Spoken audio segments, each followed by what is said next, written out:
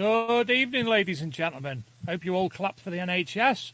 I'm Dave Sadler, back with you for another weekly big metal detecting TV show. Sadly, it all went Pete Tong again on the good old Spreaker network and Skype, having a fissy. So, unfortunately, I'll be uploading the audio tomorrow as opposed to how we normally do it. So, as I say, good evening to you all. Good evening, Sky. She's first up tonight.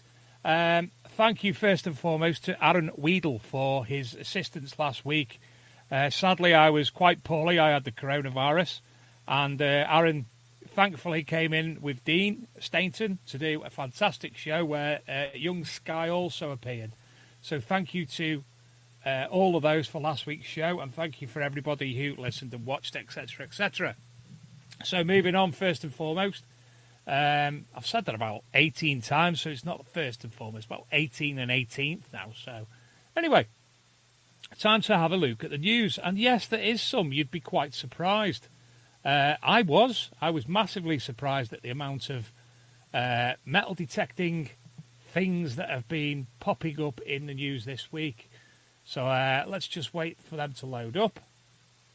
The first item. Not far away from me in Stoke-on-Trent, a medieval coin was found in a garden raspberry patch. A university lecturer uncovered a coin believed to be more than 660 years old while digging in his garden.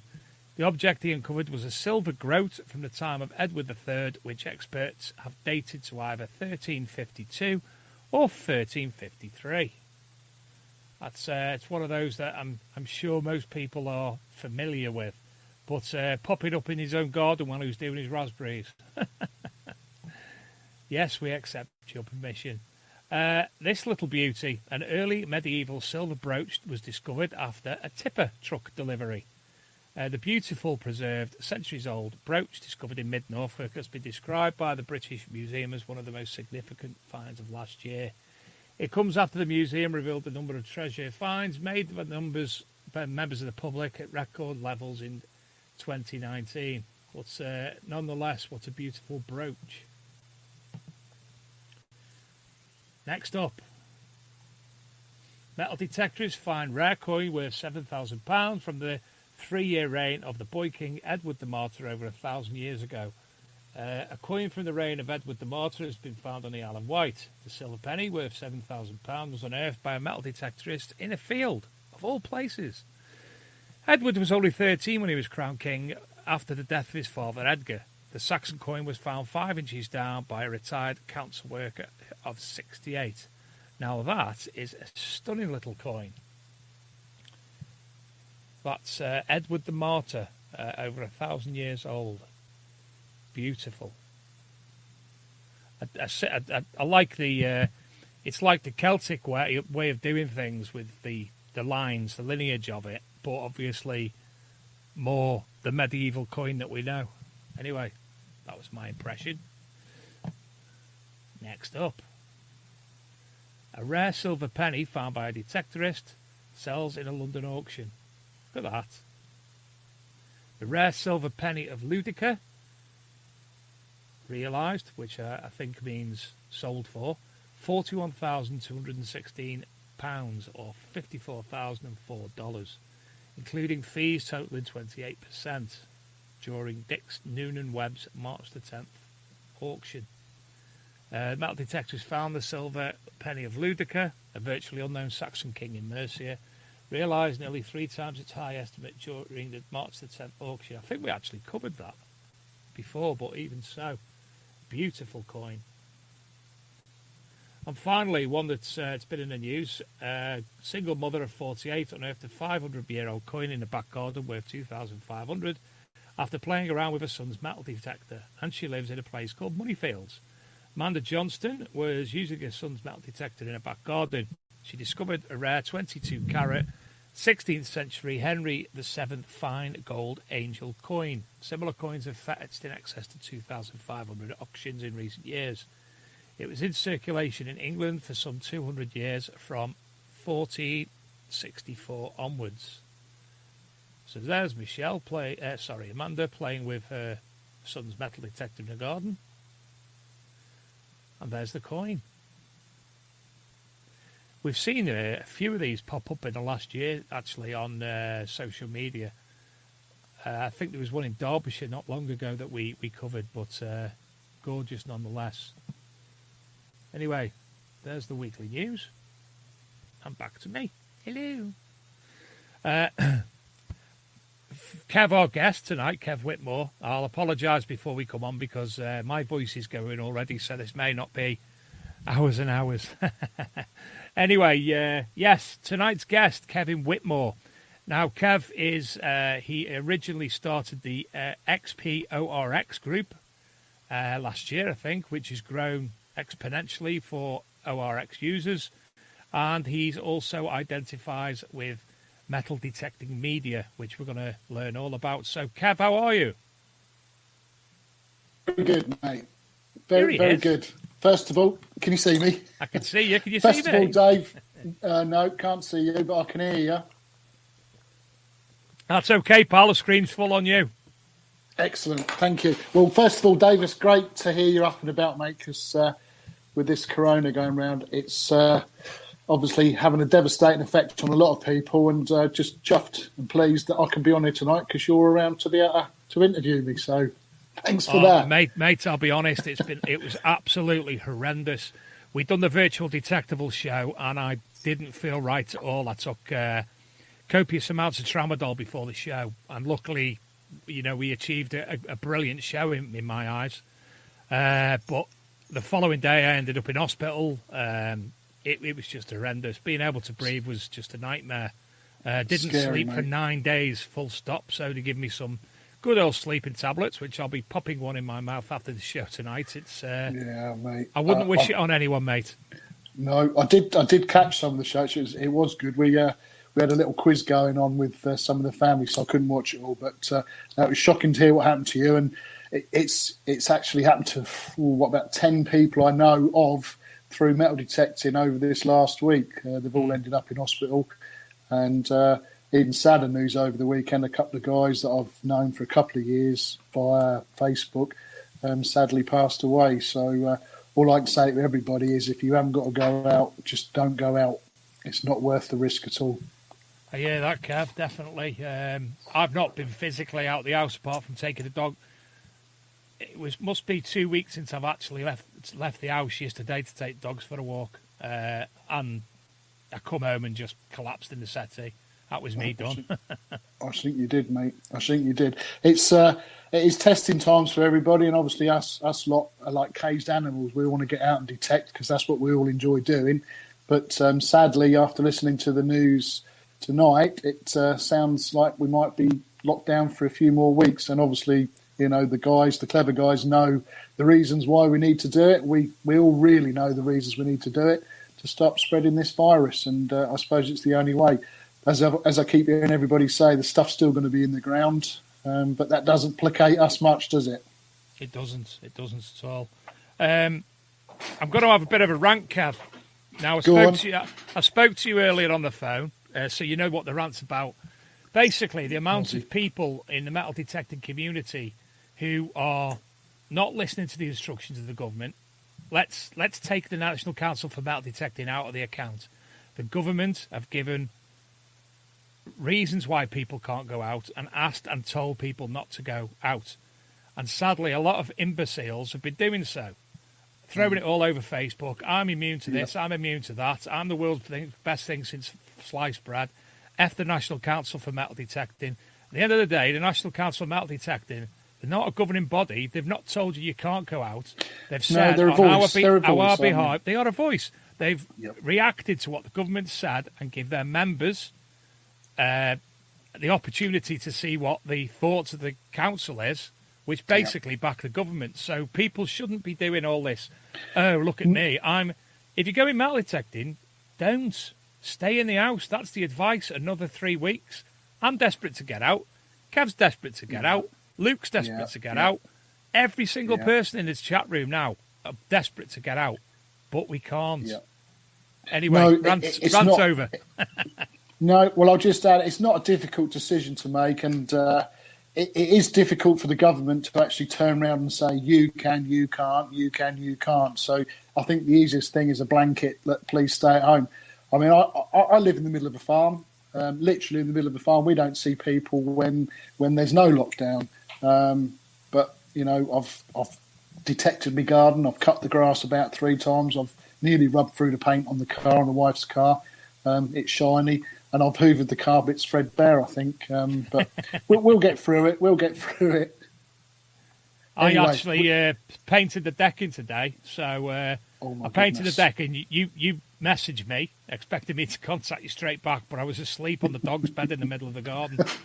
Knocked yourself up, no doubt. Oh, I tell you. It was nice sleep, actually. In the end, I think it was the neighbour shouting over the wall to me that woke me up. She will not be forgiven. Today, I've done nothing but chat to people, actually. I've had so many conversations, metal detecting conversations. I mean, obviously, everybody's at home, so they want to chat. And, I mean, I don't mind. It takes your mind off things, and it's all metal detection related.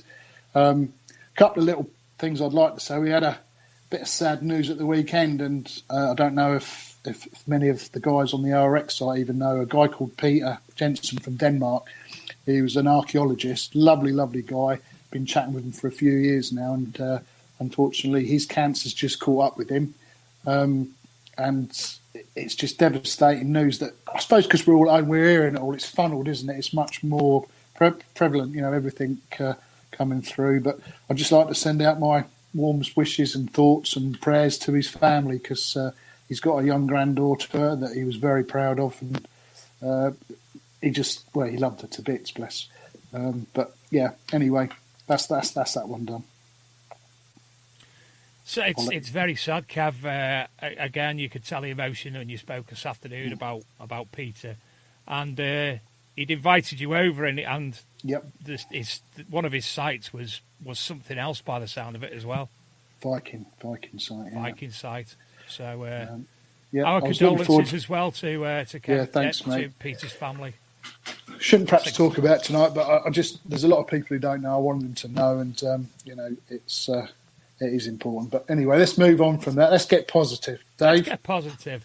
Kev, how long have you been metal detecting? There's a starter question for 10. Well, I'm 54 this year, and I started when I was 14. Have you got a calculator? Too long. It's quite a long time, though. A long time, years. yeah, it is.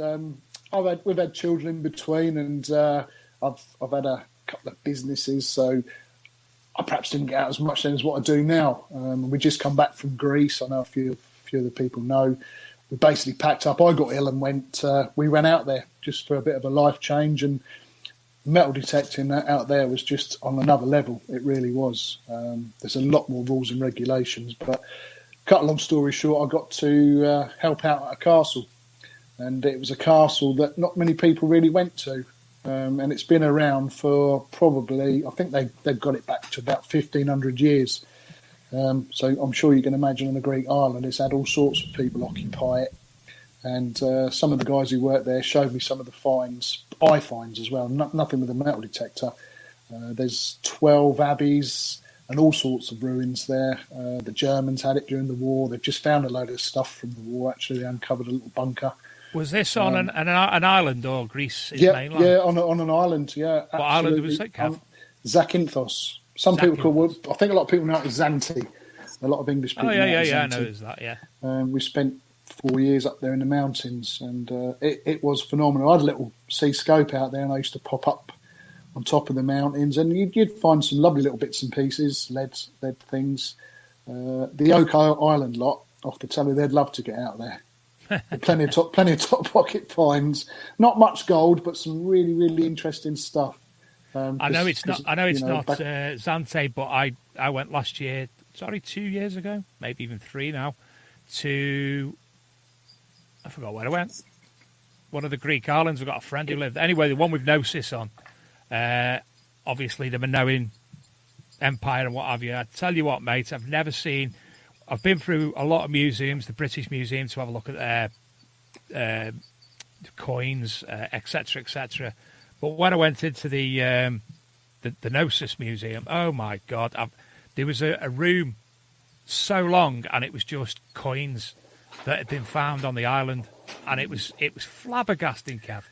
It is. And you're talking as old as the Celtic gold that we've got in this country, but on a massive 200, 300, 500, 600, 700, absolutely phenomenal. I think the Mycenaean graves that they found near the castle, they've dated back to over 3,000 years, which makes you wonder, there's no sat-nav then or anything, but these islands have all been occupied by these people. I mean, I remember going out one day now, if I remember right, I think there's about 20 graves carved into rock. So literally, they've carved into the rock to put the body, then they've carved a lid for it. But unfortunately, they were discovered in the 50s, and whatever was in there is long gone. Yeah. I'm sure it'll turn up somewhere. Crete it was I went to. Oh, no, that's another ball. We'll save that for another day, because that Crete in the mountains is just like, we've been there a few times, and we've got some friends there. That is lawless, unbelievable what goes on there. Away from the tourist zones. We went on a jeep safari, so it took us from our side of the mountain over to the African side of the country, and up in the mountains. It was something else. Sat there watching the bloody vultures and that bobbing along. Oh, amazing. That's it. Vultures, snakes, the lot. It is. Yeah. But I learnt a lot as well, I mean, I'm 53 now. Every day's a school day, they say. But I learnt a lot about history when we was in Zakynthos, working around the castle. It was all... I've done it all for free. They're not very big on history, funnily enough, or even the castle. And obviously most of the people who go there on holiday want to go to the beach or swim in the sea or in their pool. They don't really want to go to a castle. But this castle's quite different. It's got 20 acres of forest as well. Wow. And it's the highest point on the island. And it's got, so basically you can see Kefalonia, you can see the mainland, Olympia, all the way around. It is absolutely amazing, Dave. And anybody who's interested in stuff like that and they want to combine it with a holiday, absolutely fantastic place to go. And I'll tell you what, actually, now I've just remembered, on the mainland, there was another castle. You have to get a ferry to the mainland from Italy. That's how when we drove there. And there was a castle on the way as well that was just basically abandoned. They'd done nothing with it. I mean, here it'd be roped off and you wouldn't be allowed near it. So, anybody who likes anything like that, definitely worth a visit. I don't suppose it'll be this year, because I don't suppose many of us will be going far, but put it on your list for next year. Try that one day. I've got one of the ex-friends from work. He got laid off a while ago, so I suppose I've got to do that. Yeah. That'll do. He'll know what I'm on about. I presume it's one of your friends, Peter Pesty. He's asked, can you speak about your rally idea as well, please, Kevin? I think lots of people Peter, lovely fella. Joined the group. He's a big XP advocate and a lovely family guy. He's from Hungary, I believe. And very, very kindly, when we go back to last year, he messaged me one day. He's been in the group a while, and he said, do you fancy coming on one of my permissions? And it ended up a few people, and we went over to somewhere in Cambridgeshire, and it was lovely. I mean, he made coffee for us and everything. And we're lucky in our group. We've got a lot of people like that, and I've been on a lot of days out like that with people like that. But yeah, Peter, my idea is, at some point, I've discussed this with Gary Blackwell, who's in our group as well. We're going to try and organise, and I say try, I'm virtually there now. 3 days I've got organised, one in Lincolnshire, one in Norfolk, and one in Cambridgeshire. And they're going to be, we said predominantly XP days for the RX and the Deus, but I'm going to speak to Gary about it a little bit more, because I think there's a lot of people as well who use machines who want to see what the RX and the XP Deus is like. So maybe they can come along with theirs and have a go with ours, if that makes sense. Well, I'd certainly be up for coming over to the Lincoln one. I know I'd be able to make that. It's reasonably close. And as yourself and Gary know, I've never used the machines in any way, shape or form. Regden's give me a fantastic starter session, having a look at the machines, the weights, etc. I've not actually detected. So, for instance, myself, I'd be interested in coming along to learn about the machines themselves. Yeah, no, that'd be great. So I'll probably speak to Peter, because Peter's very, very fortunate. He's got quite a permission over in Cambridgeshire himself, and I know he's done a couple of rallies recently. I had a little spell in hospital, so I couldn't go, but lovely guy. And if anybody wants to join our group, it's not a problem. You don't have to have an RX. funny enough, tonight we had a young lad asked to join the group this morning. Didn't think no more of it. And tonight I got a random message saying, "Hello, mate, can you recommend a metal detector? I've got 150 quid. So we do get them all, and obviously I tried to... Well, I'm a member of the XP. I'm a member of the ORX group. I have been since I met you. So, there are lots of people I know aren't, but have friends in there and respect the machine and respect what's going on there. How did the group start, Kev? Basically, coming back from Greece, we had my daughter had a baby, so we've got a granddaughter now, and basically we drove back. She had the baby. We drove back to Greece, and every morning for about 2 weeks we got FaceTime, and it was just too much, so we come back. When we got back, obviously I've got all my furniture, and our home is still in Greece, and we've still got a home there. I've got a couple of detectors there as well. And obviously coming back, I had a bit of free time because I was a bit of a farmer there and not a lot to do here. I wanted a new detector, so looking in the magazines, as you do, I've read these cover to cover. I'm sure everybody has, Treasure Hunt and Searcher. I picked them both up. Lo and behold, there was this lovely picture, ORX from XP, and I thought, never heard of it. I tried to look on the net for anybody who'd done YouTube videos, nothing there as well. And it dawned on me pretty quickly that it was a brand new machine. So I just thought, in for a penny, in for a pound. I ordered one up from Pete Terrell at XP, XP LP. And lo and behold, it come along, and I've just gelled with it. I gelled with it straight away. I've got a few detectors. I've probably got 5 or 6. There's a couple I use all the time, but my main one since I got it is my RX. And again, I got it, looking for YouTube videos, nothing at all. So my son said, "Dad, start a Facebook group." I said, "Don't be silly, I can't do that." He goes, "No, you can." Well, I started a Facebook group. He helped me do some bits and bobs because I've never done anything like it. And slowly but surely, people started joining. And I think it was November 2018 I got the machine. It might have been October, actually. I think it was over Christmas, January, I started the group, and it's just grown and grown and grown. We've forged some fantastic relationships along the way, which have helped us grow. Gary Blackwell, very fortunate to meet him. Lovely bloke, very, very private person. But we have become quite good friends, actually. And obviously, he's as an XP guru. He kindly got involved with the group as well. And it sort of works for both of us, really. So we get him. He does videos for us. And obviously, with the XP connections, I've been to Detectiveville, where I met you when I was at the XP stand to help people with their RXs. That's how the group come about, really. Next thing I wanted to do was I wanted to be able to do some little prizes and giveaways for people. Just there's obviously a lot of people not as fortunate as others, and it was nice that somebody might get a coil who perhaps couldn't afford one. There's no raffles, we don't charge for them. And Pete Terrell, LP Metal Detecting, and Ashley, I got involved with them at the start. They help us, and they've actually supplied quite a nice lot of kit. We promote them. And obviously, it works both ways. That's how business works these days. But it's just snowballed, really. And as I say, I've met so many people now. People I knew of, but I never really spoke to them before. Julian Evan Hart, Treasure Hunter, Daniel Spencer, Ashley at the Searcher as well, and obviously you guys. There's just the list's endless. It's endless. I could sit here all night saying your names, but people I'm sure don't want to hear all that.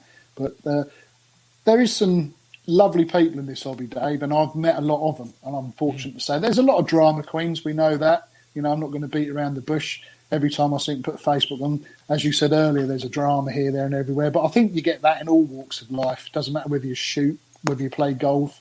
I'm sure they have the same problems. But on the whole, the thing is, Kev, golf's actually boring. Do you know, I was walking the dogs earlier. How random's this? Walking the dogs earlier, as I said, I think it's about 28,000 acres, which is about 45 square miles we live in farmland. And we're miles from anywhere. I'm walking down the field, and I've looked down, and there's 3 golf balls poking out the ground. Where did they come from? How did they get there? But we can't say golf. We mustn't say it's boring, because I'm sure there's some golfers. Well, I've had a go once, but I'm not going to say it was boring, but let's just say it weren't for me. Well, as Mark Twain once said, it spoils a good walk. Somebody obviously took their balls with them on their walk. Prospector has a question. is the need to ask the manufacturer if you want to print your own shirts and hats with the XP logos. Personally, I'd say if you're on about selling them, that's obvious. But if you're going to just do one or two for yourself, I don't see an issue with that. I'm not the oracle. I can't say yes or no. All I'll say is this, that when we started the group, there's a few people. Obviously, we're over 1,000 now, I think, in the RX group. We do sort of vet people. We know we've got a good bunch of people, and people just started asking for hats and t-shirts like they do, and quite rightly too. I don't know if you noticed, I'm following your suit, but I have had my lockdown haircut, which put it back on, Kev. You look like RoboCop. I thought the light was reflecting as well, but just to answer the question, we have got permission, and you should, because obviously companies like XP and all of them pay a lot of money to promote their businesses, and they do it all right. And for somebody to come along and produce something on the cheap and sell it and profit from it, I don't think it's right. If you're doing one or two, it's legal. Never mind, right? Yeah, no, it's not. I don't want to get into that, because that's not me. Like I said, I just try and get on with everybody. I'm like a bridge sometimes between people, but if it's for yourself, I've seen them on eBay.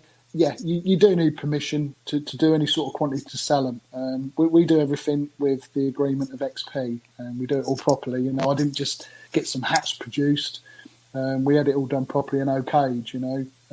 You probably know XP have got some lovely stuff they do, the polo shirts and the hats, the black with the red and silver.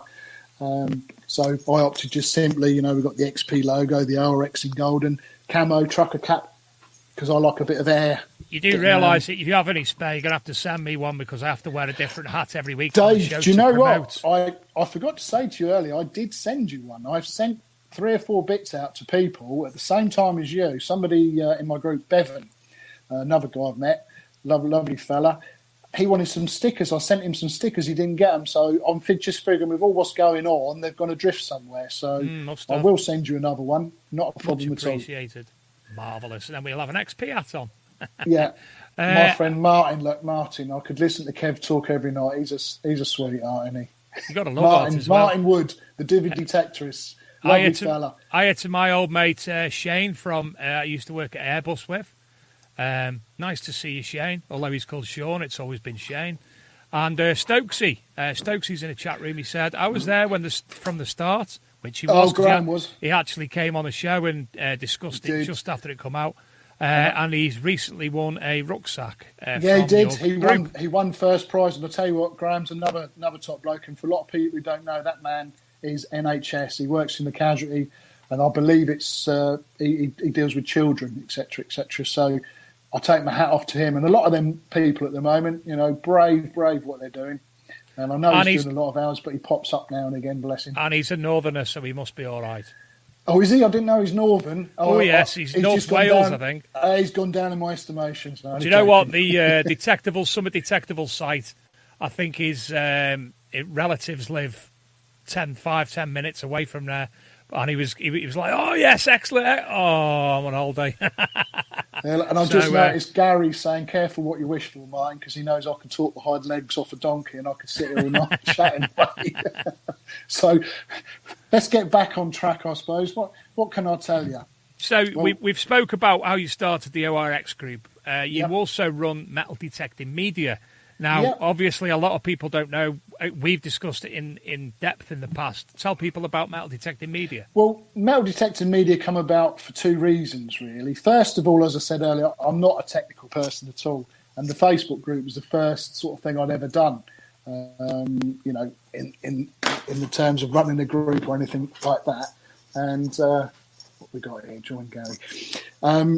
So I've got a few admins on the group. We've got Steve, Peter, Sheila, Gary and Neville. So basically the group runs itself. They're brilliant at keeping things in check. Not that we have to keep things in check much. So I've got a passion for metal detectors, probably like you have, and most detectors have been detectorists as well. I've been detecting a long time. I know Gary has, and that's another reason we get on so well.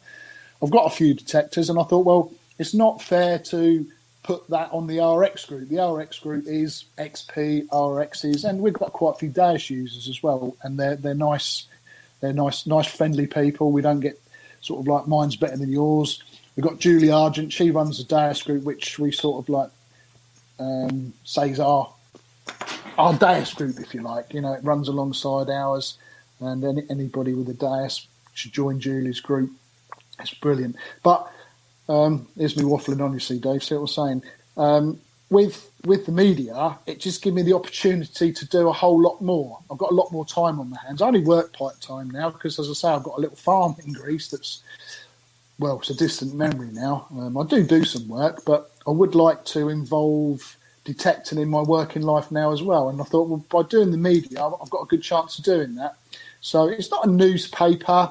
I think media's a loose term, and I'm sure you understand where I'm coming from, Dave. It covers a multitude of things.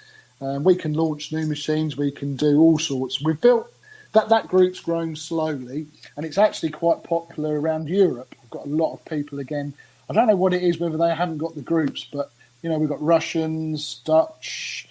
I've got people from Iceland, Swedes, French, Italians, loads and loads of them. It's brilliant. So it's a bit of a media platform. But it just gives me the opportunity to be a little bit more playful with what I do and enjoy what I do. I can talk about things more freely there without upsetting, you know, the RX theme in my RX group. I'm with you. We've got a web-based page for it as well, which is quite busy. It's got chat rooms and things and all the usual things that go with that. And that's growing slowly. I mean, some people say it's a little bit old-fashioned, but do you know what? There's a lot of the older guys who love it. They don't like Facebook. So, like I say, I like to build a bridge. To be fair, UK Detector Network and Metal Detecting Forum are still absolutely phenomenally big. Yeah, and that's chat rooms that were before Facebook. So, you know, something must be right. I wouldn't call it old-fashioned and out of touch. I think it's still got it. See, I'm a bit old-fashioned when it comes to technical things. I mean, look, tonight when we set this up, that was quite good fun. But it's all worked. As long as I listen, and I'm a good listener, I'm good at doing what I'm told, as I'm told, I should say. So, another thing, I love C-Scope. I've always loved C-Scope. I think a lot of us started with a C-Scope machine, and I've got a lot of time for that company. They're British for a start, and, you know, I think, especially now, I mean, everything's been overshadowed by coronavirus, but leaving the EU, you know, it's just a great opportunity, I think, for somebody like C-Scope to sort of step up a level and for us lot to get behind them. And, of course, you know, probably they've got a new machine coming out as well. I'm friendly with Martin Bass. He's down there on the service, and I'm sure he's Southside as well. And we chat a bit. And he was at Detectiveville. You probably saw him when they were there with the Evo that's coming out late summer. So, you know, that'll give me an opportunity to play with that in the group as well. I got a Simplex when they come out, and again, obviously not in my RX group, but through media, I could do a little video. I'm not a blogger, and I'm not a YouTuber by any means, but I do like to show people, you know, what I think the machine's good at and not good at. And mate, for the money, I tell you what, unbelievable. I got it here, come in the box, I unpacked it. I was out in the field within half hour. Yeah. And I don't know if you've seen the little video I've done. I mean, the volume, or the voiceover was terrible because it's very windy, but I filled my pockets within an hour, and it made me smile, you know, under £300. Unbelievable. You go to some media, I can do things like that and play with things like that there. There's quite a few machines on my list that I'm going to try and play with. I mean, the Vanquish, the Minelab Vanquish, that's another one. I haven't tried one yet, but I will. And now we've got the Garrett Apex due as well. Yeah, I saw the little video for that. That's quite interesting, and that stuck in my mind, actually. You know, the pickup truck and the older guy and the young guy, and he says, it's light, there's no wires. What a tease, eh? Now that is a tease, isn't it? Because the one thing I love about the XP product, well, I shouldn't just say that, actually, the RX and the Deus, because they're the wireless ones, is the fact there's no wires, Dave. You know, when I first got it, I'm like, oh, bloody hell, there's something missing. Because I'm terrible at reading instructions, although I tell everybody to read the instructions. I've got it out the box, no wires. And it's dawned on me pretty quickly that you don't need them. So you've got, you know, wireless remote, headphones and coil, and they all work because you think, oh, my God, we're going to have fun with this. No, it's never been a problem.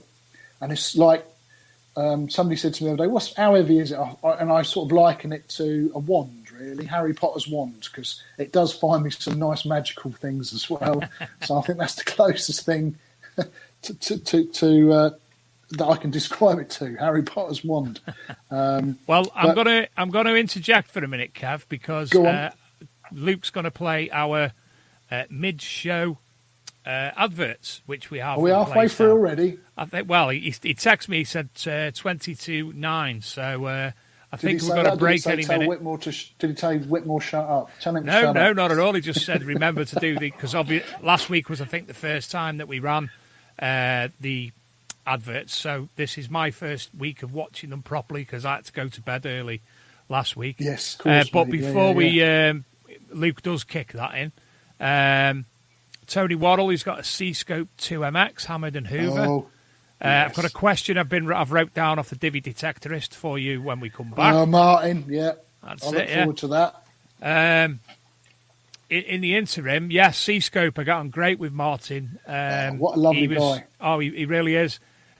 Short story, I used to have, there's a photograph of me, which I'll tag you in at some point when I was about 4, metal detector with my dad with an old C-Scope 600 series, I think it was. And sadly, things occurred and it got stolen during the past 20 years. And Alex Savage turned up at Detectable with the exact same one and gave it to me and honestly brought a tear to my eye big time. And I went over to show the lads at C-Scope and they fiddled about, went off with it. Half an hour later, the fully working C-Scope 600 machine. I'll tell you what, mate, their service, and I mean this, in all the years I've been detecting, and I've had a few C-Scopes and I've still got a few C-Scopes, their service is second to none. And you ring them up with a problem, they will listen and they'll have a go. If they can't sort it out, well, I don't think I've ever heard anybody say they haven't sorted it out. You know, even when somebody wants a knob from a machine that was last made in 1978, they got one. British firm, lovely fellas, and they really are all lovely fellas. And I really hope everybody gets behind that new machine. And I really think it's going to be something special as well to look forward to. So we'll look out for that. So I'll shut up now so you can do the adverts, Dave. Luke, it's over to you.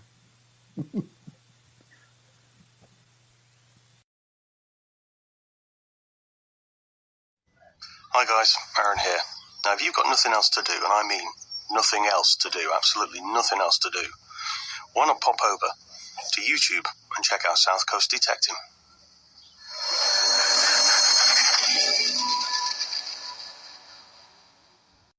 I'm Dave D, and you're watching XP Team USA.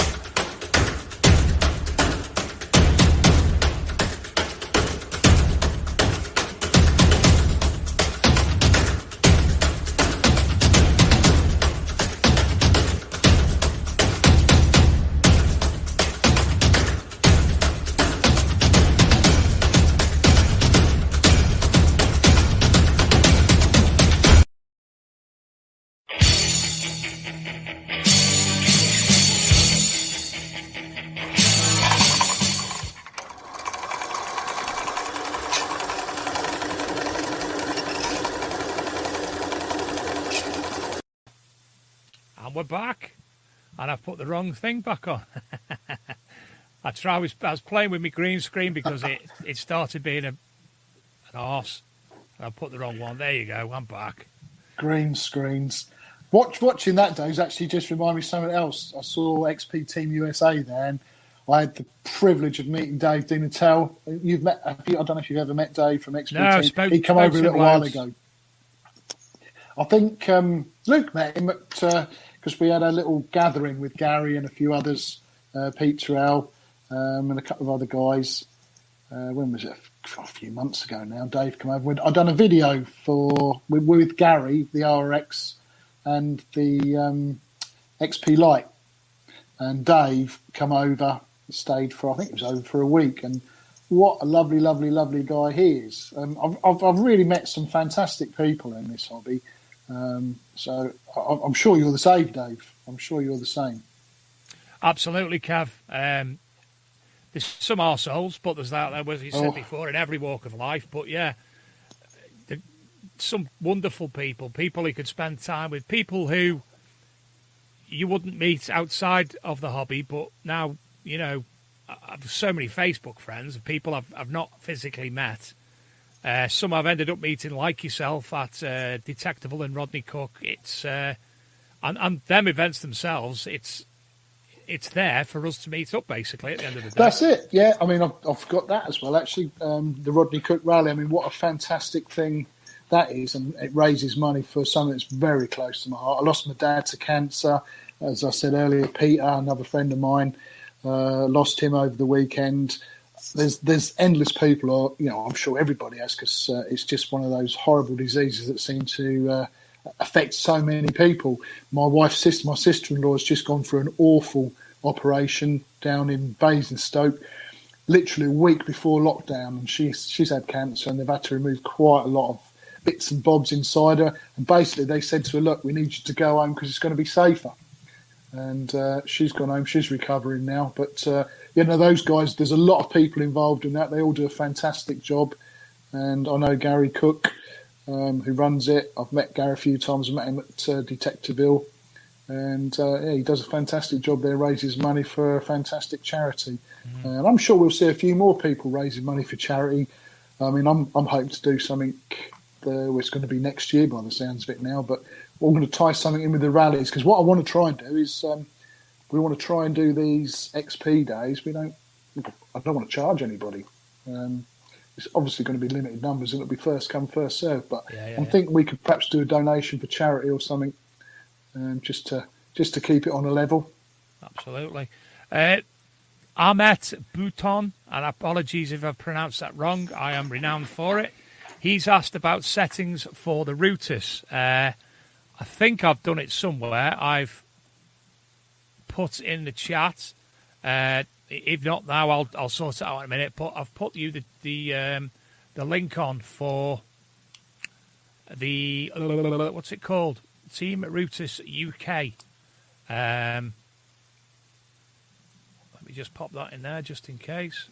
Yeah, one machine I haven't tried, Dave, actually. Team Rutus UK. I've put the settings in. They should pop up in a minute. I've got one, and it's been dandy with me. I'm a technophobe when it comes to machines, and I've been prepped by Luke. I've been prepped by Tony Kaywood, Adrian Gaylor, and one or two other people from Team Rutus UK. I've gone out with their settings on my phone, ready to change over. And Tony Kaywood, what I was doing, I've no idea, but I put his settings in, and Adrian Gaylor's, and I was pulling up. It's like shedding peas as soon as I put their settings in. Fantastic. I'm having a few people who's a bit distraught that I haven't got my hat on. It was on, but it was doing me head in, so I took it off. I'll send you one of these open ones at the back. Look. We'll get one off to you soon. We'll get one off to you soon, Dave. I can't even find my favourite one. There's clocks everywhere. I've got. When we go, I'll show you. I've got a bit of a hat fetish. I've got. I'm in my little den here, and I've got about. I'm looking over. There's probably about 50 hats hanging up over there. I do like a hat. I used to hate them. Yeah, I have terrible hat. That's a bit more lightweight. I'll have that one on. That's Rutus. That's it. I'm going to have to try. But next time we meet up, hopefully, whether it be Detectiveville or somewhere like that, I'll have to have a bash for yours, because I've never used one. Luke is the man to see. Honestly, he's got videos on which talk you through them. Tony K would as well. Have a look at his videos, but I wouldn't have a go at mine. I wouldn't know how to switch it on. Give it, honestly, go and speak to. It was quite funny at Detectable 2018. We were next to the router stall, and Luke had got a good communication going, and Eric, the owner of the company, was there, and he was trying to express how to people to use them, and I went, Eric, hold on a minute, Luke, show this person how to use the. Honestly, it was brilliant, Luke. It's like an extension to his arm with the routers. It really is. Sadly, I put it in my car to look after it while because we'd packed the stall up and went home and it was still in the car.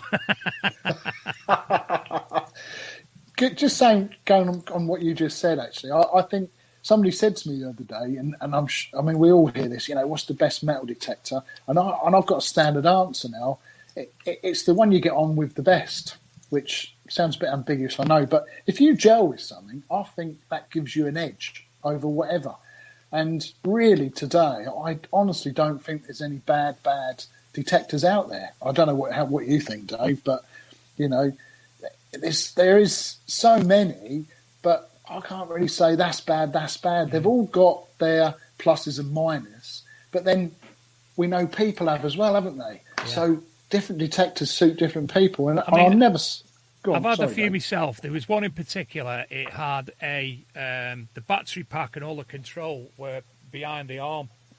Really didn't like it. Was finding things, but I really didn't like it. It was ungainly, was wrong. The only machine that has been an extension to my arm is the Xterra 705 from MindLab. That's the only machine I've got on, as you're saying. Don't get me wrong, the Rutus is great. I find all sorts with the Rutus. I found all sorts with the E-Track, the Garrett 150. I found things with everything, but the only one I felt comfortable. No, the only one I felt like I actually knew what it was on about was the Xterra 705. Yeah, great machines. There's some of them older machines, and I've mentioned C-Scope, and I'm not sponsored by them. I'm not sponsored by anybody. I do work very closely with XP. Because I've been given the opportunity to, obviously with the ORX side, and obviously working with Gary Blackwell.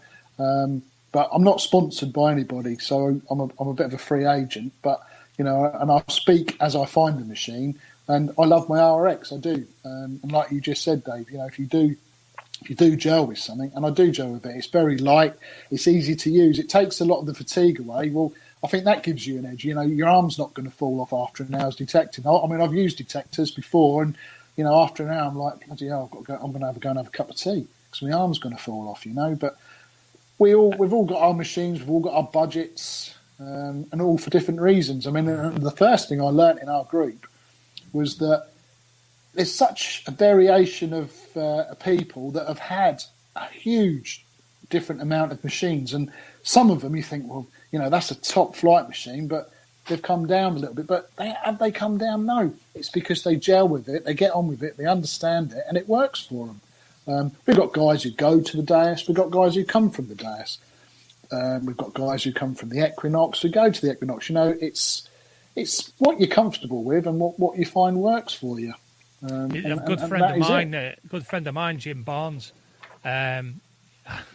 I've never known anybody have as many machines as him. Every time I speak, Dave, I've quit the hobby now, I've sold up. All right, Jim. Yeah, well, I hope you get back to it, Jim. Then he rings me up. Oh, yeah, I've got this machine, I've got that machine. He was actually using the Rutus before the Rutus was known about in this country. Honestly, I didn't know anybody. I've never even heard of him. And I was with him when he found a Bronze Age axe head with it. So that was one of the reasons that Rutus made me smile, because I saw him do that. Rob Jones, Shane, Detectable, the summer Detectable has been cancelled. Spring has been postponed, possibly maybe even now cancelled till next year. Mark Betch will give us more information on that. But the summer Detectable has been cancelled until 2021 because of everything that's going on in the world at the moment. I can understand that. Awful situation we're all in, but we just got to make the best of it, haven't we, and be positive. And there's going to be an awful... we spoke this afternoon, Kev. Yeah. One of the things that this show is about is giving somebody who's interested in metal detecting a little bit, who's got nothing else to do, to come on to listen to a fat bloke talking with somebody else about to metal another detecting. Fat bloke. No, you're right. And do you know something else I was going to mention as well, that I take my hat off to a lot of these people who make these videos. I mean, there's some wannabe superstars and everything out there, you know, and fair play to them and good luck to them, I say, you know, if it's their hobby, it's their interest. But we've got a lot of guys in our group, and I encourage them, you know, they go out with their detector once a month or once every couple of weeks, and I've said to them, we'll do a little video, and they do. And do you know what? I think there's about, I know 15 now that send me their videos, and they're so chuffed. And I am, because I do it with I've got my iPhone, Dave, that's all I take. I haven't got all the cameras and gears, and I've done some videos to try and help people, but not to put on YouTube and promote myself. But I think I've got about 10 videos on there, and it shocked me the other day how many views I've had. But they're literally for people who use RXs, because, you know, I know my way around an RX now, and I should do, shouldn't I, after all this time? What is it? Well, we're January, February, March, April, 4, 12, 16, 17, 18 months I've had it, so yeah. I'd like to think I know my way around it a little bit. Not, you know, I'm not saying I'm the best. I'm not the best detectorist in the world. Who is? No, definitely not me. Not me. Not me. I cannot abide making YouTube videos regarding metal detecting. First and foremost, it does me head in having to get my phone out, get my phone dirty, taking my gloves off to get my phone. Forgot what I'm doing. Can't bloody concentrate. I really can't. I'd rather switch off and metal detect. But I do enjoy making little videos on historical locations and talking about them, because it's something I've got a clue about. Yeah. And my little lad absolutely adores going magnet fishing, so I make videos of him magnet fishing because brilliant, Dave. Kids love going on YouTube, so that's all I do. Gary Blackwell has said there's a new XP ORX video live tomorrow. I should have mentioned that. I mean, we're so lucky to have Gary in the group, and he really does us proud. I tell you, he's done some fantastic videos. Gary's Skills School, and obviously he's tight with XP, and he knows his way around a metal detector, I tell you. He's taught me a thing or two, and he really does. He's got quite a collection. Don't tell anybody. I hope he's not listening now. But he's got a collection of detectors, and he knows his way around them as well. He knows how to use them. I remember when I first met him out in the field with my RX, and I thought, well, yeah, I'm going to show him how I use it. And within half an hour, he'd show me what to do. And I listened, and it worked. So he knows his beans. Lovely bloke as well. Somebody else, you know, I've met along the way. Probably a bit like me, kept himself. Well, he does keep himself to himself, actually. He's a very personal guy. And, of course, he gets pestered the life out of. It's quite interesting at Detectiveville. Poor guy was sitting there trying to have a break, and just people, one person after another, like, is Gary about? But he does us proud, as I say, with the videos, and he's done another one today for the RX and for new users. So it's brilliant. You know, he does spend a lot of time doing it. And as I said, Dave, I do it on my iPhone. He does it all properly because he's a perfectionist as well, you know. So we'll see that tomorrow.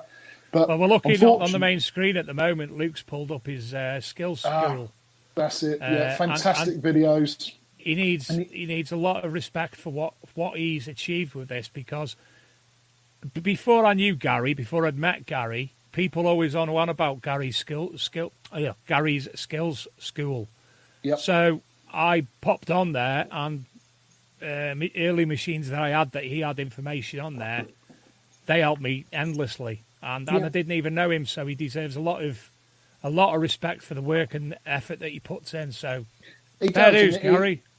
Yeah, well done, Gary, and I appreciate your friendship, mate. He does contribute a lot to the group as well, and he's made a hell of a difference, made life a lot easier for a lot of us. Talking to Gary, actually, we've been invited over to Jersey to visit the Jersey Horde. The two guys who found it, Reg Mead and Richard Miles, I think their names are.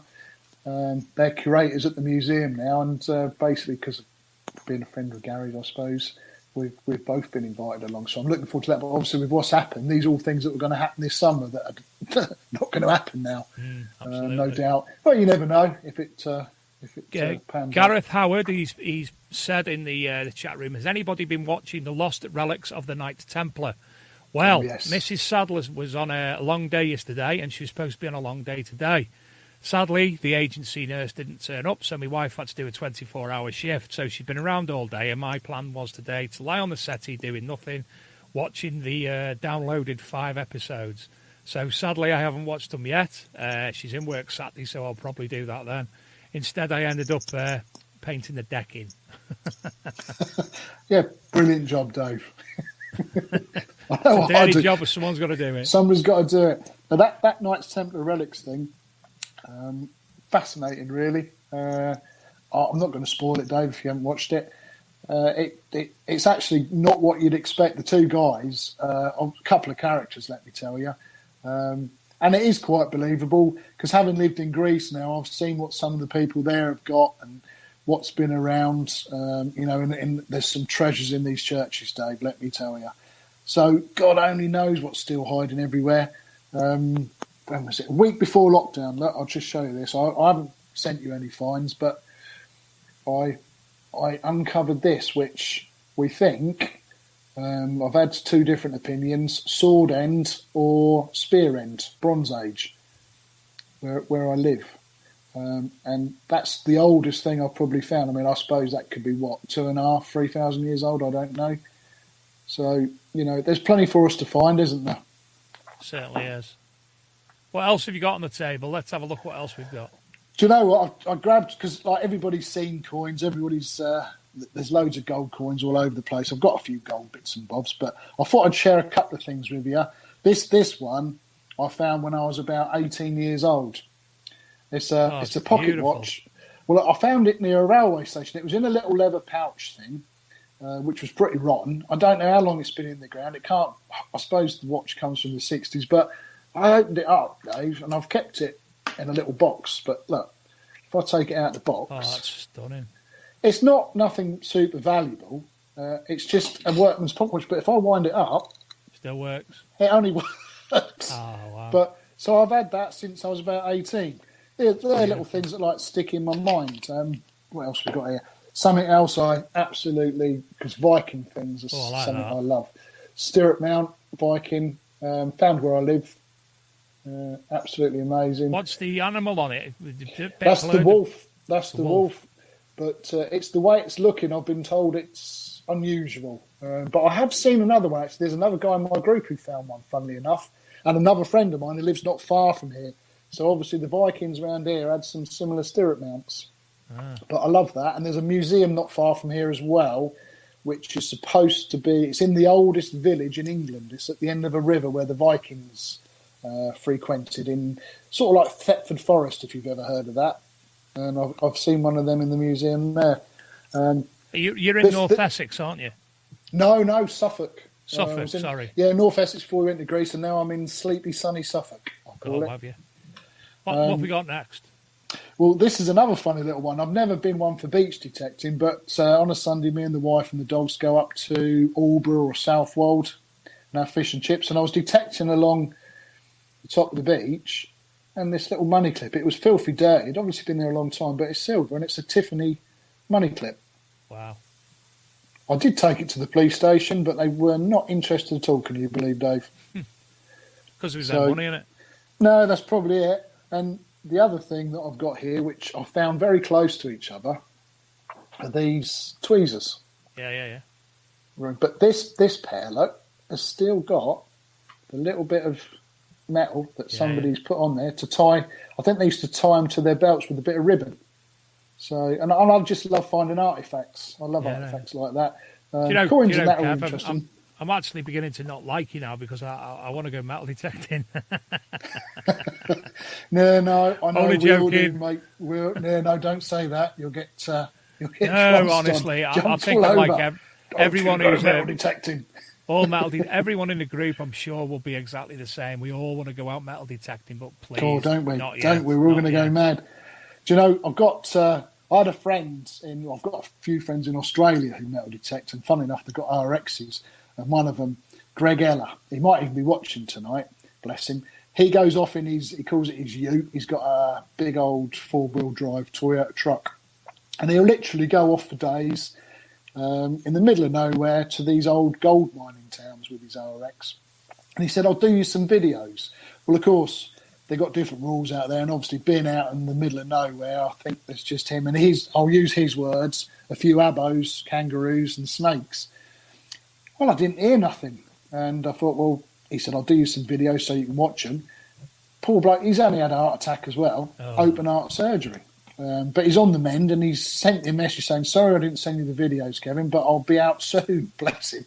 Can you believe? I said, well, get yourself right first, mate. But no, he finds gold nuggets with his, and that is fascinating, let me tell you, to see somebody actually digging. And what they have to dig, Dave, they have to use a pick for, because it's not like, I mean, you can imagine how watch bait is out there. the Aussie Gold Hunters on D-Max or Quest or whatever it is, and it's exactly that, digging up the gold nuggets just 2 or 3 inches off the ground with a pickaxe. Yeah, it is. And I just see now there, look, I was fortunate enough to hunt with Kevin this year. I bet that's Dave. I'm going to show you something else. I'm going to show you something else now, that Dave, I don't know if you can see this, but they said, would you like anything? This is the lady in XP Team USA. I said, I'd love one of them lovely old silver coins, something with an eagle on.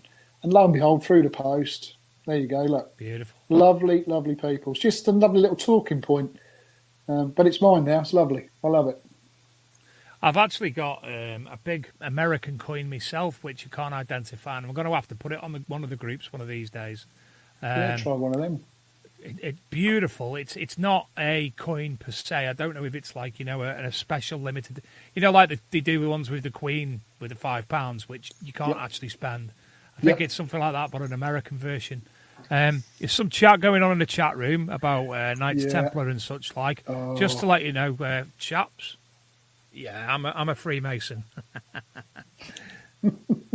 So yeah, I was on my way to KT, but did you do that little handshake? Shh! Don't tell everyone. Hey, Dave, look. Ooh, sexy. No, that's a Roman ring as well. I know. Well, I didn't know. It was just sexy anyway. Yeah, I was going to palm it off as one of the Secret Handshake Brigade's rings, but I can't. I mustn't. You spotted it. Hey, apparently, 88% of blonde people have actually died out today. It's that long since they've had their hair done. Oh, mate, can you imagine? Honestly, when you sit down and think about it, we've got to laugh about it because you can't cry, but like all this hair growing everywhere. I mean, like I said to my wife, right, and I'm a bit fussy about how I look. I know I'm not a teenager anymore, but I do like my hair to be just so. And I just thought, well, do you know what? I'm past that 50 mark now, so get them clippers out and clip her. And to be fair, I wouldn't want to clip her my hair, but she's done a marvellous job, I think. I'm trying to find a picture that I think is you. If I can get the right one. Oh, here we go. We'll get there. We'll get there. Technology, eh? I don't know if anybody's got anything they want to ask. Anything else? Any other questions? Yeah, people ask away. We always have questions. Bark and help. One of them was off the Disney Detectorist before. Do you think that XP will have any new features on any of the future products or up-and-coming products?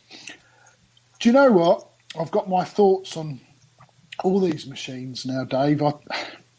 You've got C-Scope, you've got XP, you've got Garrett, and I believe, and I don't know, I'm no authority in this, but I bet Nocta have got something as well. And you might even know some of the others. So there's all these manufacturers with these machines, and they're hanging on to releasing them because I think the Simplex has upset the apple cart for everybody. It's only my own personal opinion. You've got a machine there, less than £300, that does what it does with the features it's got.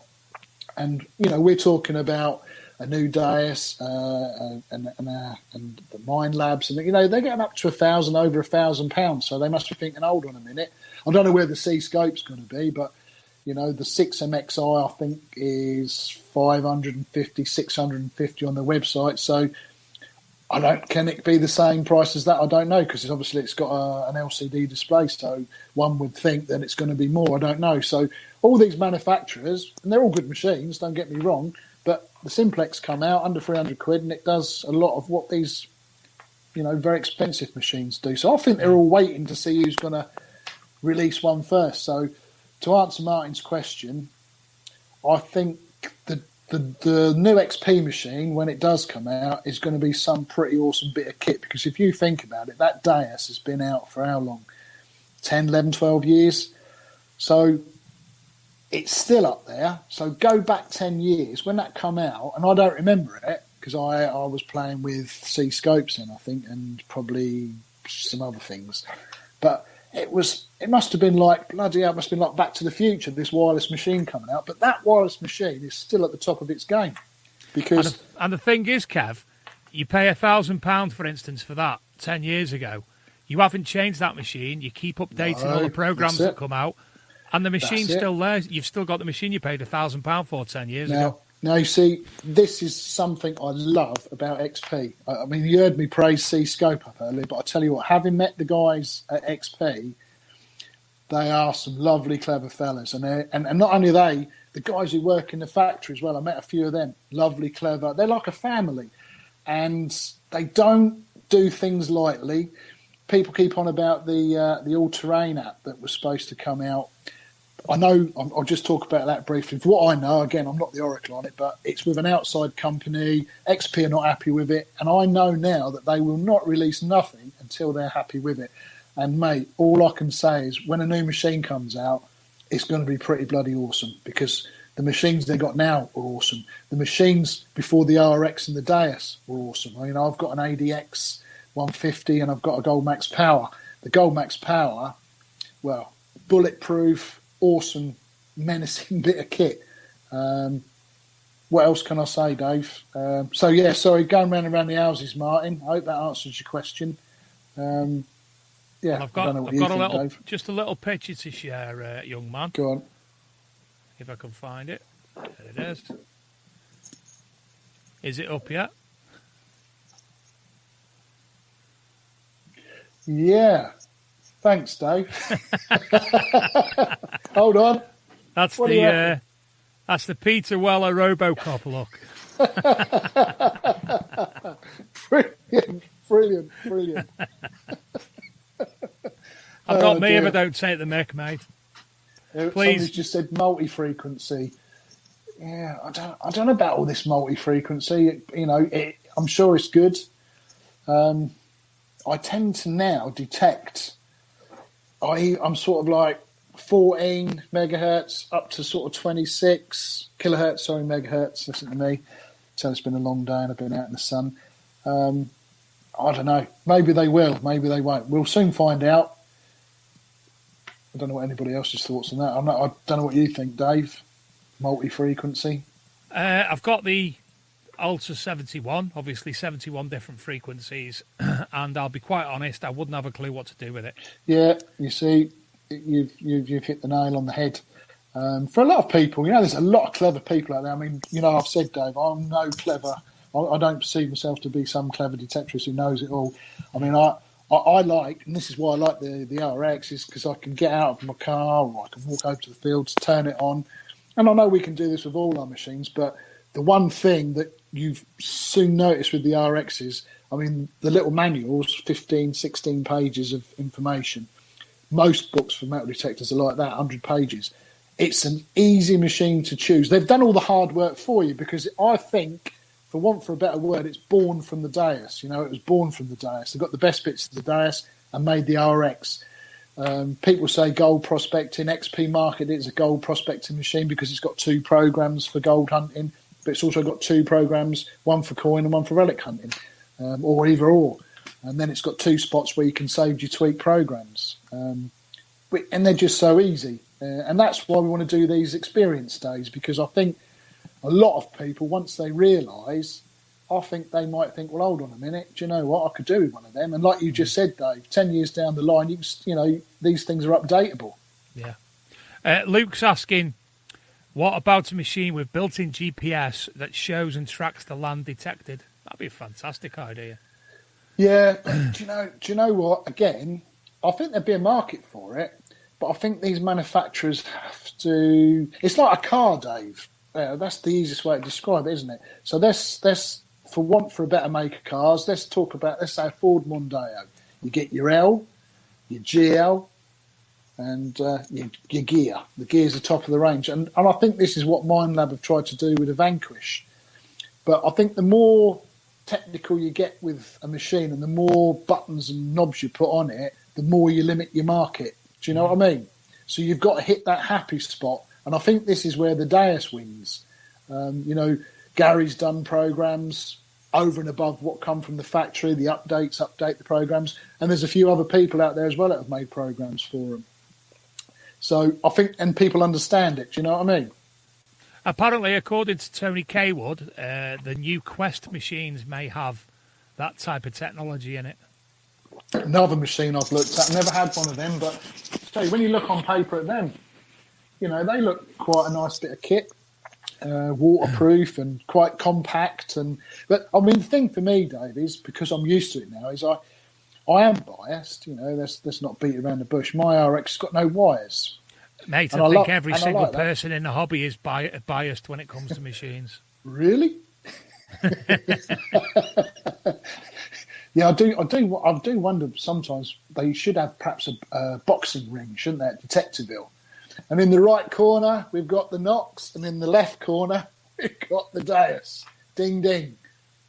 What do you reckon? I think you should take that Gold Max instead and use that. It sounds a bit more powerful and weighty. That'll do some damage, wouldn't it? Oh, dear. Have I waffled too much yet? Not at all, mate, not at all. No, to be honest with you, I said I was ill before, and I've got this... I don't tell many people, but I'll tell you because it might make you understand why I gas a lot. But I've got this thing called hemochromatosis and jaundice that comes and goes, Gilbert syndrome. And it can sometimes fuzz my brain. And, I can sit here...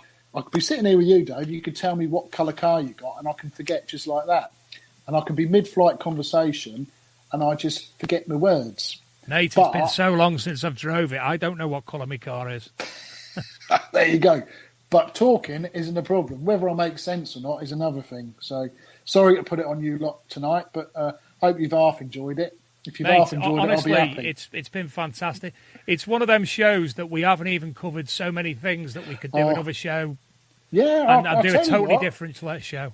No, we should. And I know there's 2 or 3 people. I'm sure we can get. I don't know how many people you can. Well, can you get 4 or 5? Did I see on the virtual detective? While we're on lockdown, we could get 6, but we aim for 4, so we don't use buffering and all that malarkey. Yep. No, this works. We've quite actually well, got. I think we've actually got 2 shows planned. One myself and Mr. Weedle, and another guest who's coming on, who is the curator from the the Royal Albert Memorial Museum in Exeter. A friend of mine's called Tony Eccles, and we're going to be doing a special show, which I'm going to hold off telling you the contents of it at the moment. I didn't tell you earlier. I'm going to hold off saying the contents at the moment, but it's something that hasn't been done before. And it will be akin to the Detectable show, where there will be one of several posts on the Big Metal Detecting Show page, Facebook page, where you'll be able to put your stories, images, etc., that are related to the show content. I'm very excited because I think it's a bit of a coup. I've known Tony for 20 years, and it's a bit of a coup getting a curator of such a high-profile museum to come on the Big Metal Detecting Radio and TV show. Fantastic. I've also been speaking to Mark Betcher. We're also trying to organise a second show, not a detectable show, more of a rally organisers show. So we'll have the likes of Scotty B. We'll have, names have gone off me. Kieran Kirst from Find a Field, Mark Betcher, Pete Terrell, obviously another rally organiser, Gary Pete, Cook. good old Pete. And basically, we'll have where we had a virtual detectable, we'll have a virtual rally. So we're hoping to get that done at a weekend in the coming weeks as well. Can I come on there if I've got some rallies coming on? Certainly.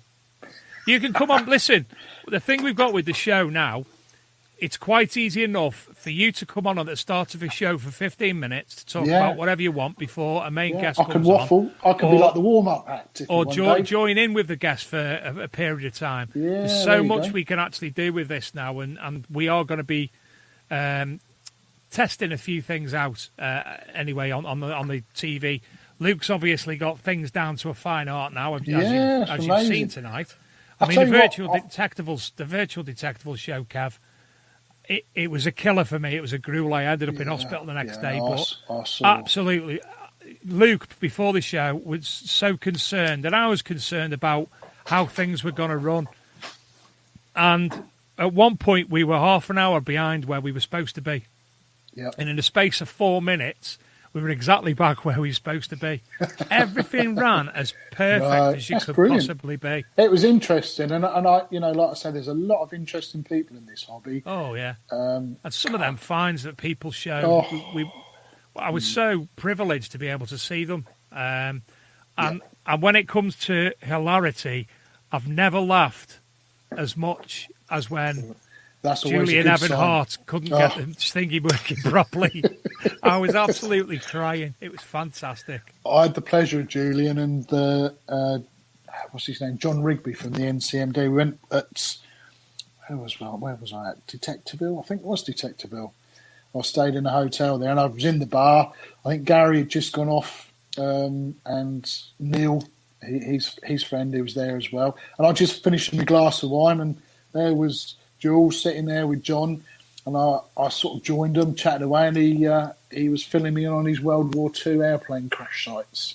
Oh, do you know, we spoke about that a couple of weeks ago, and mesmerising. I could listen to it, I could speak to Jules all day. It is, and as I said when I started, there is some really, really nice, interesting people in this hobby, and I'm getting to meet a lot of them because of you guys, and obviously knowing Gary, and just with the groups and things, and it is great, and I love it. It's like a big family, really, isn't it? It is. It is like sort of, when you turn Facebook and you see the same people and things, and the same people doing the same things. It is amazing, really. It's like one big happy family. Did I say happy family? Yeah. It is happy family, isn't it? Well, sort of. Sort of.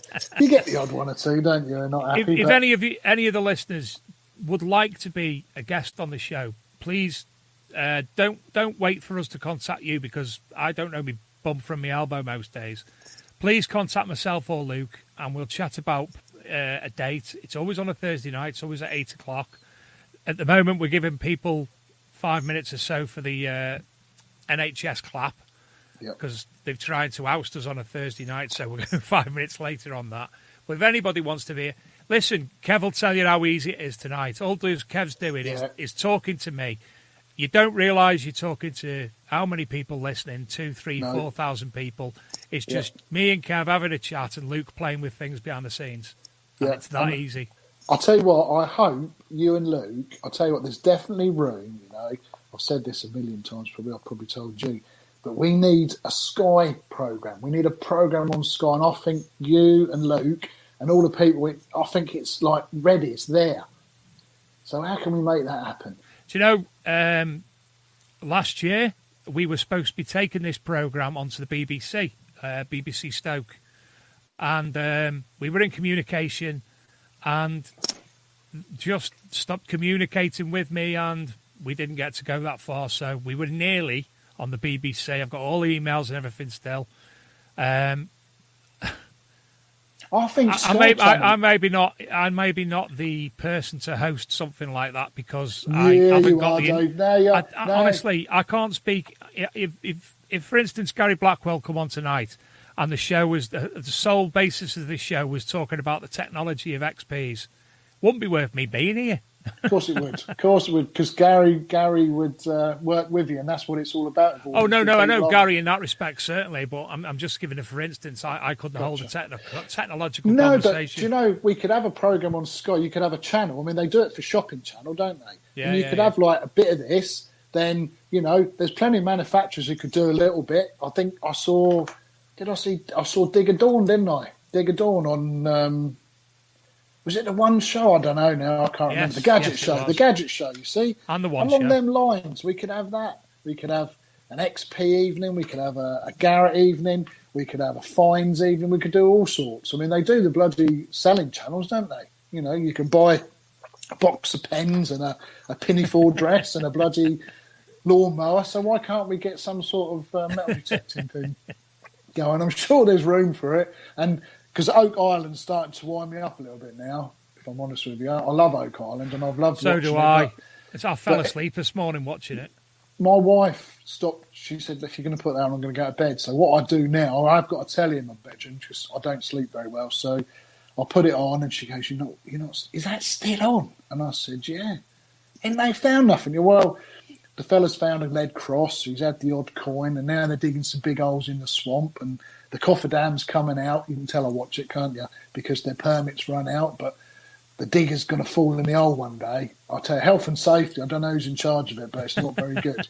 But, it keeps you on the edge of the seat, and it's something detecting-wise. You got, what's his name? See, my memory's not working now with the metal detector on there with his CTX. And he's got one of them coils like a dustbin lid. Julian's got one of them as well. Lost his name. Gary Drayton. That's the fella. That's it.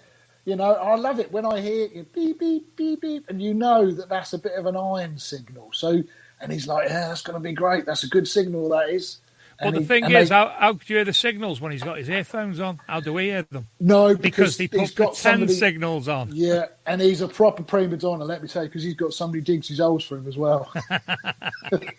Fair play to him. I think we all need one of them. Dig my holes. I wish I could get somebody to dig my holes. But, yeah, it is dragging on a bit. So we need to get you, Dave. We need to do something. If you get all these people in the metal detecting world who are a little bit more influential, us mortals are not, but there's quite a few people up there, advertising-wise, the manufacturers, and you've got people like Julian and Daniel Spencer and Harry Bain and Gary Blackwell and all these people. I'm sure, there's a way we can do a channel, and we can all tune in then. We can all have a bit of a, what do you reckon, a bit of a knees up at Christmas as well? We can have a Christmas party maybe, I don't know, on the Thames. We had the Christmas party 2 years ago. Everyone got a bit drunk. That's what that's all about, isn't it? So, anyway, I'm going to end the show now. It's been an absolute pleasure, Kev. There's so much more that we could have spoke about, but I'm sure we will be able to in the future. I hope I'll let you get a word in edgeways, Dave. Oh, Bob. The show's not about me. It's about the people listening to what the guest has to say, so don't worry about that. Thanks. Well, I won't waffle too much. I'll just say a couple of things, if that's all right. I just want to thank Pete Terrell for what he does for our group. Lovely, lovely bloke. And while we're all locked down, we need to support all of the dealers to keep them going. Every single one of them. A lot of them have been there a long time doing what they do. And they support a lot of us with our groups. And obviously you guys, when you ring up with a problem, I'd like to think that everybody helps everybody else. So we need to get behind them and support them all. So they're all there still at the end of this because, there's bills piling up. I know we're not working, a lot of us. Some of us are. We've been furloughed and whatever. But, we need to support our dealers. So there you go. I'll shut up now. Did you see my rant on Facebook today? They're having another big charity evening on the 23rd of April on the BBC, where multimillionaires are going to be asking us who are on furloughed pay and such like, and people with no money to give money for charity. Instead of doing that, put something decent on telly and share your millions out and about people who've got it. Tell you what, Dave, just one more thing. I promise I'll shut up. What about the old guy who's walked around his garden? How many millions has he raised now? 14 million now. Captain Tom, what a legend. Mate. Just proves nothing's impossible, is it? 14 million from a nearly 100-year-old man, and then you have people who are multi-millionaire bloody singers who we've never heard of, sitting and shaking on the floor because they're bored, because they've got nothing to do in the multi-million-pound house. But I Captain think Tom's put a lot of people to shame. Oh, he has, but I think there's a lot of people across a lot of spectrums like that, Dave. But unfortunately, we'll never change that side of it. All we can do is keep being positive. Well, thanks for everybody listening. I hope I ain't waffled too much, and you might have learnt something about me. I'm not the full ticket. But it's been great, Dave, Luke. If you want to find out any more, if you are interested in ORX or have an ORX, it's... what's the page for that, mate? It's XPRX UK Detecting. There you go. And also his other group, which Metal Detecting Media. There you go. And there's an actual website as well for that. If you put that in Google, you'll be able to find both friendly sites, Dave. There's a lot of knowledge in both the groups, especially the RX group. A lot of friendly people. even if you just want to have a look and see what it's all about, please feel free to come along. Yeah. Well, I shared tonight's show to both them groups, so hopefully some of the members will be able to have watched that, or you can point it out to them in the future. As you know, our Facebook page is the Big Metal Detecting Radio and TV Show, which I always forget because we should have things with shorter names, to be honest, Luke. The website, sorry, not the website, the Facebook page with all the news, etc., is Archaeology and Metal Detecting Magazine. There's also a group, which obviously there's a lot more people involvement as it's a group as opposed to a page. Website is www.archmdmag.com. We've also got www.archmdmag.tv, which is our version of Netflix with videos from YouTube, from Gary's School, for instance, Time Team, magnet fishing, mudlarking, history, metal detectorists, etc., etc. So you must have an auto cue there, Dave. The way you're reading mate, that off. I'm trying. I had everything written down, and it's all disappeared. Next week, really looking forward to it, and I think it'll be a very entertaining show. We have Rick Landaker, also known as the Fat Fool. He's absolutely piss funny, and I'm going to say piss, excuse me to our younger listeners, absolutely piss funny, and one of the nicest people you're ever likely to meet. And if you've been to Rodney Cook or Detectable, you would have met him and you would have chatted to him, and you would have fallen in love with him because he's so lovely. So next week, Rick Landaker, looking forward to that greatly. We haven't got any other names on the list as yet, so if you'd like to be a part of the show, give me a shout. Luke's got a few people's phone numbers to send me who I'm going to communicate with as well. So, ladies and gentlemen, I'm Dave Sadler. That was Kev Whitmore. Thank you all. Thank you, Luke. Good night, Thanks, everybody. Yeah, good night. Take care. God bless.